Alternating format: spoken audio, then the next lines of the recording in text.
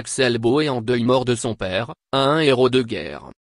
Axel Boé, chanteur, auteur-compositeur et guitariste de 56 ans, est en deuil.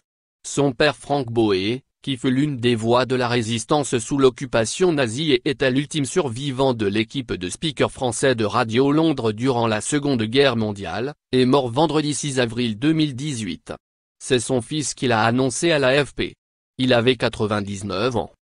Engagé volontaire au sein de la France libre dès juin 1940, Franck Boé avait fait partie, de mars 1941 à avril 1943, de l'équipe de journalistes français qui, sur les ondes de la BBC au sein du programme Les Français parlent aux Français, se relayait pour porter l'espoir durant les heures les plus sombres de l'histoire de France. Il avait à ce titre diffusé des centaines de messages codés à ceux qui luttaient contre l'occupant, et répété quelque 517 fois la fameuse phrase Ici Londres, les Français parlent aux Français. Mais ce n'est pas tout.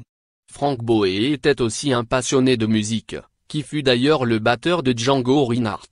C'est à lui que l'on doit le déclic de son fils pour la musique, le jour où il l'a emmené avec lui à un concert du groupe britannique WHO en 1974. Le jeune Axel, qui a tout juste 13 ans, se met tout de suite après la guitare. L'histoire veut que, plusieurs années plus tard, Roger Daltrey, des WHO, reprendra sur scène le plus grand tube d'Axel Boé, Cargo.